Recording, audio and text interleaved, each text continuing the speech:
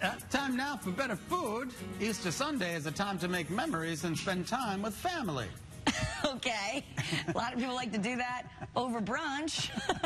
Chef Kaylee Gill from Pepperidge Farm. I'm talking to my Pepperidge Farm, oh, it's your Pepperidge Farm voice. With some great Kaylee, ideas did you on what get to serve. that? I got it. You got it. Okay. Thank you so much. I appreciate Tidy that. smoothie was great. It was a perfect. Thank you. I appreciate that. I wish you all at home could smell this, because there's like nothing better. I remember as a kid like eating the cinnamon swirl bread, which is so good on its own, but you're turning this kind of like a French toast casserole. It's going to be a baked dish. Yeah, this is a great breakfast item. It'd be perfect for like before going to church, or just for like Sunday brunch on Easter, or maybe if you want to have like breakfast for dinner, your choice. Now, Kara wants to actually buy this from you and hold it until wrap this Sunday. one, take it home. This actually, I looked at your recipe. This looks like pretty simple for the home chef to do. Yes, yes. I wanted to make sure it was easy enough that on a busy, hectic morning, you'd be able to make it. So as we get the bread prepared in the pan, if you wouldn't mind adding the eggs and the milk to that bowl in front of you. Okay.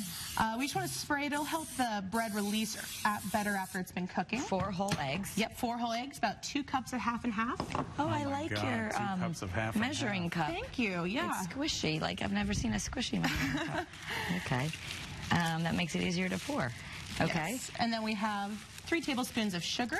Okay. We have about a half teaspoon of cinnamon or all so. That? Put all that in all of it in there. Okay. Yeah, so this is a low-cal dessert. Oh, yeah.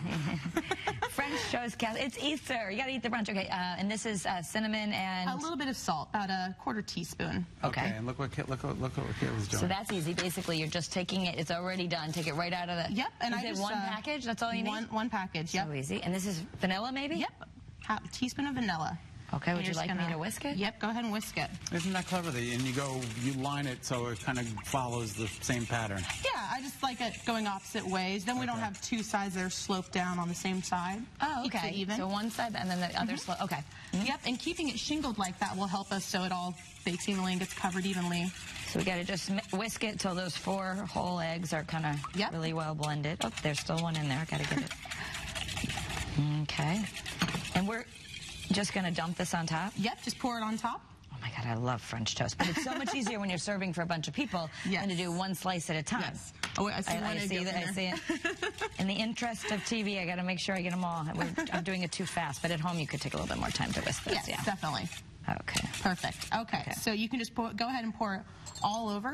And if we just pour it over, we might not get all of the bread covered.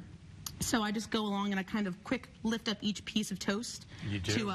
Yeah, just to make sure that it gets coated with the milk and egg mixture in there. You don't want any like dry pieces. Just like if you have a dry piece of French toast, it's kind of unappetizing. Exactly. Make sure they all get soaked. Yeah, perfect. And yeah, so I just kind of quick come in here, press them down, just that mixture. Make sure, as you can see, kind of in the bottom there, it gets a little dry. Yeah. And then over here off to the side, I have a streusel mixture I made. This is totally optional. It has nuts in it, so if you have people in your family that can't have nuts or allergic to it, you could substitute in dried fruit or just omit the nuts completely. My whole family's nuts, so I appreciate it. But I mean, that's what's going to give you the crumb topping like you have. Yes. So did you make that ahead of time? Could someone make it ahead? Yes, I make it 2 days ahead, and you can put it in the fridge, and that'll also help you crumble it up.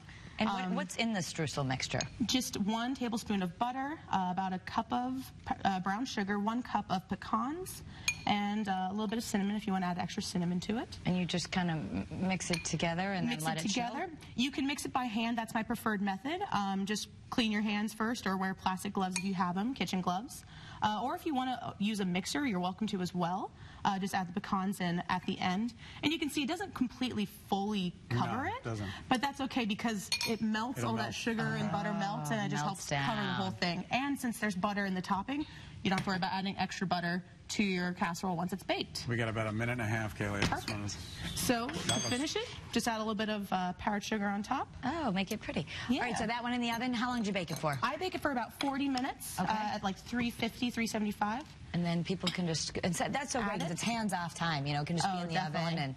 And serve with maple syrup on the side. This is so adorable. I want to get to this next. Of course, the Milano bunnies. Very simple. It's just some vanilla candy melts. We use jelly beans for the nose. You can add little paws with marshmallows if you want. A little bit of frosting for the eyes, and so what did you do? Did you dip? Is the top coated in something? Yep, just candy coating. You could use almond bark or white chocolate chips if you have those on hand. Thin out with a little bit of vegetable oil if you need to be a lighter consistency so you can dip it. People can buy, or just, you know, the ones they have at the craft store that are meant for melting. Yes, exactly. And the kids can help with that too, because they just dip. Yes, very easy. Maybe it won't look as perfect as yours, but and then I guess you could use white chocolate too. Definitely, yeah. White chocolate, and then are the ears? What are those? I use marshmallows and I cut them with scissors. So cute. So it's all edible. If you don't have extra like large marshmallows on hand, you can use the packaging, the cups for the Milanos, since they're white paper. They become the ears. They can become the ears as well. But if you want to have a fully edible one, you can use some marshmallows there. You're not trying this? Go ahead, Kara. Give it a swirl. Get it? Give it a swirl. Did you get that, everybody? All right, I'll be here all week. Enjoy your salad. How is it? So good. Really good. All right, for more recipe ideas and to see a list of products, visit pepperidgefarm.com.